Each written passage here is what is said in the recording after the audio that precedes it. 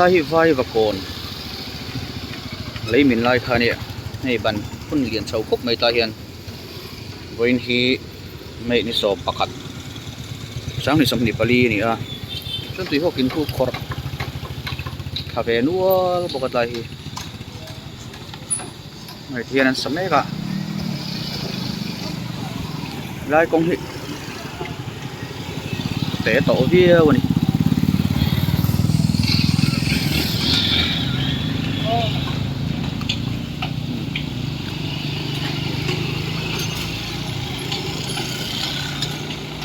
so toàn số amin bel hek rem ani mela so ku akwar tay ku to mai ni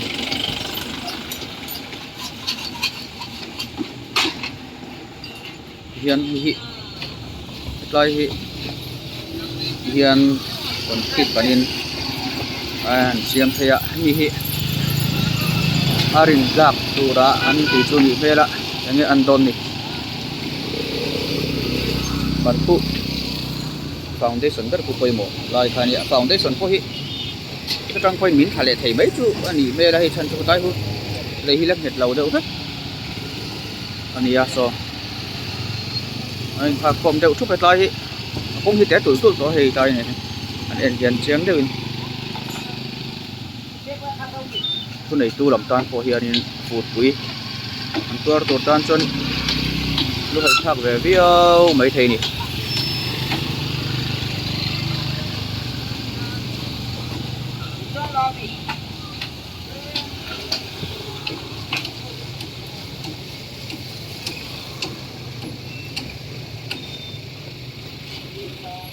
rin tak min bel lok tur ani sela foundation dar hi min le hi lo mai po hi a thak lam pagi ari thave box he tam thei ko pang la sang về vay khúc này cái này tiền mấy sẽ là thật luôn so con tel to ka anh pass mấy sẽ là thật luôn to an tum ka amo boi thak thin khang kha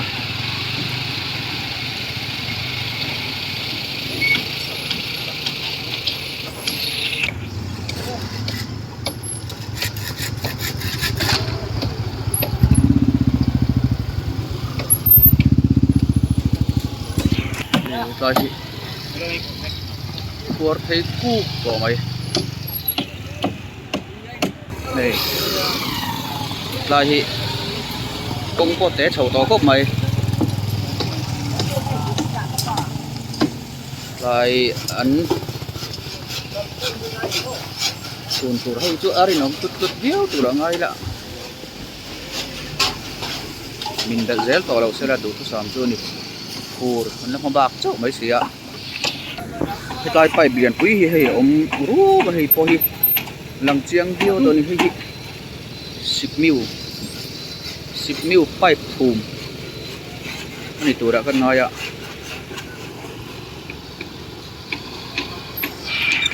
thì tôi nói hiện kia rồi tán một tốt tấm tập tan phê chuan rã ngâm vóc chơi anh tỏ lòng này tay thân tụ ăn quay phụ áp khuất thuốc tổ tốt mày ạ anh đập mình đang bị sống ta cái này đây khuất thấy cục con gì pin cột xuống ai tỏ khóc mày còn tán vóc gì còn gì đâu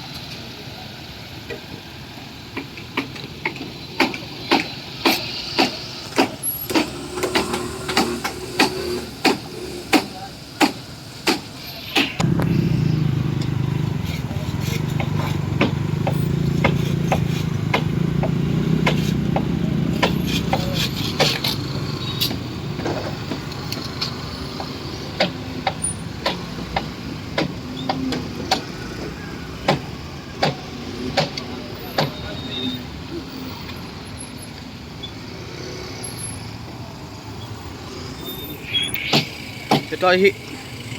cái khen ở thà này hi mà lệ xin chuyện là xem sẽ là chân chút tụi nó đại nó trên phố số đại ngâm tổ lâu này mà tổ rệt tan phê cho này khuar thu vết tổ này đại phê xong bắt đầu ôm tổ đất thuộc cái cúp tổ mày này thì hiện phố nó tranh như là làm chiêng lẩu mấy po ta gặp phê cho nó khuar phê cúp cái này tụi nó áp cái ôm nó giòn về khen sao cho nó khuar phê ôm ấy nói là mà cho phim của ngay thế mày tụi nó mix sẵn đã nó lại cho poso đi thầm bằng rừng xem ăn miếng tháng tiêu đồng khóc mày ăn khóc dùng lúc để xem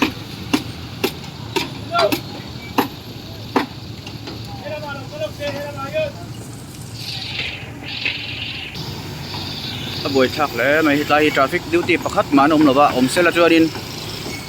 sớm trong rồi lan xuân ông về rèn bốc xì à hiện tại anh rập mình mấy anh thì ông ta cái này thì vai và còn với những in đi anh đi sang thì xong đi Bali mấy đi sầu bắt khách anh đi phim của chúng ai cũng mấy tại hiện tuôn tiền huấn này buổi thác khúc mấy traffic ở trên trăng lẻ lộp ạ khu vực đó phía ngang đều rất cần cái này khúc mấy với anh chú con này sẽ là cắt trên khăn phốt mấy sẽ là thang này hiện thu này tôiจะ làm bằng cho ngày bên rừng thao ngang mà sẽ traffic police nó làm cho nó buổi chiều viêu đồn đi nữa là